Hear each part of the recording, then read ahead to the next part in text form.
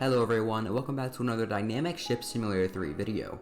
In this video, I'll be giving an in-depth tour of the Carpathia, which has been beautifully made by Cold Oceanos. In case you didn't see my last video where I showcased everything added in Update 45, here are some quick stats for the Carpathia. She costs 15,500,000 credits and makes 30,000 credits per nautical mile by transporting passengers. At level 0, the Carpathia goes 12.2 knots, and at level 3 she goes 15.3. I'm going to start my tour at the bow of the ship and slowly make my way back to the stern, showcasing everything about it. Hope you enjoy. Starting at the bow of the Carpathia, right away you can see that it is very detailed. Some of the first things you'll probably notice are all of the white ventilation pipes with red insides and the black winches. You are also able to find a cargo hatch which will be used to store the cargo. A little behind the cargo hatch, you are also able to find the first of 4 masts on the Carpathia. Now this mast in particular is pretty cool because you're able to climb up these ropes and actually get inside of a crow's nest and actually look all around you, which is pretty cool in my opinion. Heading back down from the mast, you're able to find more ventilation pipes, more winches, and an additional cargo hatch. Heading up here, you can see that you are able to walk all around this part of the ship. For the sake of the review, I'm going to head this way. Right when you get out here, you'll probably notice the second mast. This one does not have a crow's nest. The only mast with a crow's nest is the one at the bow. You may also notice that there are multiple benches that you can sit down on. Each bench has 2 seats. There are also 2 additional cargo hatches. Above the walkway that we just went through to get to that area, you can also find 4 lifeboats, although only 2 of them are functional.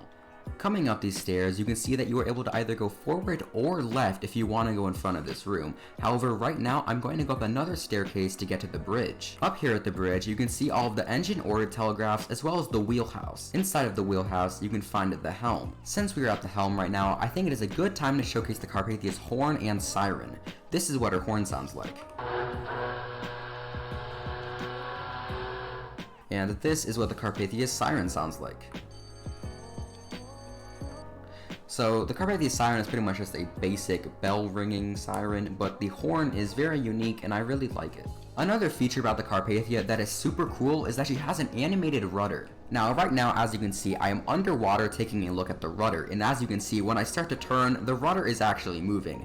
Now the Carpathia is the first ship in DSS3 to have an animated rudder, but I certainly hope it's not the last. Since we are underwater, you are also able to take a look at the Carpathia's 2 propellers. Heading down from the bridge and into the middle of the ship, you're able to see that this is where the majority of the lifeboats are stored. However, you're also able to find a big red funnel, which is emitting more smoke than most of the other ships usually do, which is a really nice touch. Behind the funnel, you're also able to find a bunch of large ventilation pipes, as well as a bunch of portholes down to the deck below. Jumping down here, you can see that behind us is the large covered walkway that we saw earlier. In front of us is another large mast, as well as 2 more cargo hatches and multiple more benches.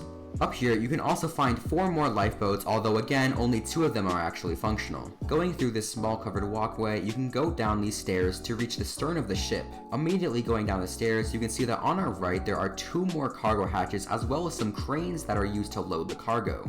In the middle of this section, you can find Carpathia's last mast, as well as on the port and starboard side, you can find another lifeboat, which is functional. Back here, you can find another cargo hatch, as well as more winches and ventilation pipes. Back here, this is where someone would be when going into port and docking, as in some situations, it is often easier to be at the stern of the ship when docking. With all of that out of the way, that concludes the tour of the base skin. However, there is still the Guardhouse skin, which I will go tour now. The most noticeable difference between the Guardhouse skin and the base skin is the removal of the big yellow line that runs through the middle of the ship. However, there are also a few other small changes that I will now go over. Another difference that the Guardhouse skin makes is that on both the port and starboard bridge wing, a new structure has been added that protects the crew from the elements.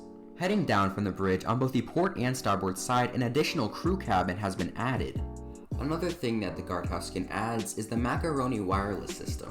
If you take a close look at the 2nd, 3rd, and 4th masts, you can see that there are additional wires being strung from them. There is also an additional room added at the stern of the Carpathia, which is the office for the macaroni wireless system. It was in this office that the Carpathia received the Titanic's first distress signal. Those are all of the main differences between the Guardhouse skin and the base skin. However, I will now show how the lifeboats work. To launch one of the lifeboats, simply walk over to it and press the prepare cutter button. Once the lifeboat has been hoisted over the side of the ship, you can walk over here and lower the cutter. Lowering the lifeboat takes a little bit of time, however, once it touches the water, you will see a sail will be deployed on it. The lifeboats themselves are nothing too special, however, they do have a horn and a sea shanty that they can play. This is what the horn sounds like. And if you press T, you can play a sea shanty. A poor old man came riding by, and we say so, and we know so. Oh, a poor old man came riding by, oh, poor old man. Now, if you do want to pull the cutter back onto the ship, simply position it underneath where you dropped it off, and then you should be able to pull it back up. If you position the cutter correctly, you can then press the connect cutter button and then come over here to raise it. Once the cutter is completely raised out of the water, you can go over back to the middle and you can actually hit the hide cutter button to bring it back in. The last thing I want to showcase for the Carpathia is what she looks like when she's filled up with passengers. By picking up passengers at one of the charter stations, you can see that all of the benches are now filled up with passengers. Some other things that are good to know is that the Carpathia is planned to get an interior. There is also plans for a wartime skin, however the chances of this coming into the game are still rather low. With all of that out of the way, that concludes my in-depth tour of the Carpathia and its Guardhouse skin. I hope you guys enjoyed this video, and until next time, I'll see you guys all later. Bye!